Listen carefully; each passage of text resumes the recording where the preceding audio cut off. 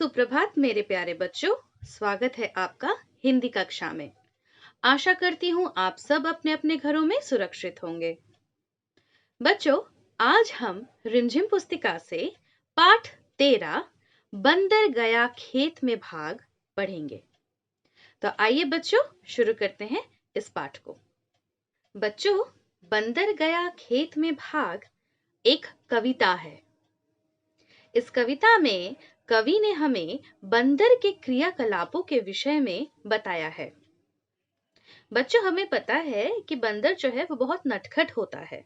जब भी कोई शैतानी या बदमाशी करता है तो हम उसे तुलना करते हैं एक बंदर के क्रियाकलापों के साथ। तो बच्चों, यहाँ कवि ने हमें बड़े ही रोचक ढंग से बताया है कि एक बंदर की क्रियाकलाप क्या है। वह एक साग के खेत में जाता है और वहां साग तोड़ करके वो अपना खाना जो है बनाता है, वो उसे खाता है और फिर सो जाता है। इसे ही बड़े रोचक ढंग से नए नए शब्दों से हमें बताया है कवि ने कि किस तरीके से बंदर ने ये सारा क्रिया जो है संपूर्ण किया। तो आइए बच्चों, पढ़ते हैं इस पाठ को। बंदर गया खेत में भाग, चुट्टर मुट्टर तोरा साग, आग जलाकर चट्टर मटर, साग पकाया खद्दर बद्दर।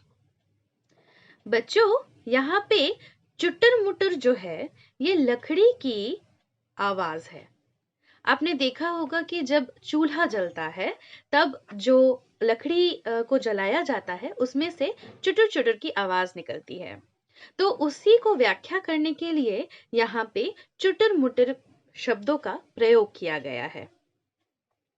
और खदर बदर जो है वो साग की सब्जी जब उबलती है तब ऐसी ध्वनि निकलती है। तो कवि ने यहाँ पे चुटर मुटर शब्दों का प्रयोग किया है आग जलने की ध्वनि को व्याख्या करने के लिए। जब लकड़ी में आग लगती है तब चटर मटर की जो है आवाज निकलती है। और यहाँ पे खदर बदर जो है वो साग की सब्जी पक रही है, इस बात को व्याख्या करने के लिए इन शब्दों का जो है कवि ने प्रयोग किया है। और प्रस्तुत पंक्तियों में हमें बंदर कैसे खेत में जाकर सब्जी तोड़ता है, साग की सब्जी तोड़ता है और सिर्फ तोड़ता ही नहीं, उसे उबाल कर जो है पकाता भी है, उसके विषय में बताया गया है। आइए बच्चों, इस कविता को हम लोग आगे पढ़ते हैं। सापड़ सुपर खाया खूब, पोछा मुंह उखाड़ कर डूब, चलनी बिछा ओढ़ कर सूप, डट कर सोए बंदर भूप।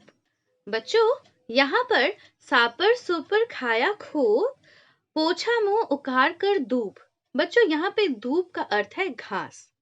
यानी ये बंदर जो है ये खाना तो पकाता है, साग की सब्जी पकाता है, फिर खाता भी है उसे, और फिर मुंह पोंछने के लिए वो नीचे पड़ी जो घास होती है उसको उखाड़ कर अपना मुंह पोंछता है।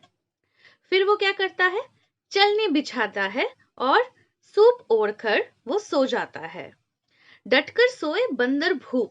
बच्चों, यहाँ पे भूप मतलब होता है राजा। राजा का पर्यायवाची शब्द भी भूप या भूपति होता है।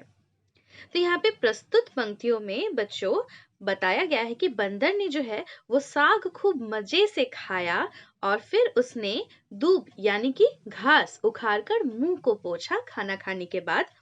उसके बाद उसने जो है राजा की तरह छलनी बिछाया और फिर वो सो गया। तो बच्चों, इसी के साथ हमारा पाठ जो है यहाँ पे खत्म होता है। आशा करती हूँ यह पाठ आपको समझ आई होगी।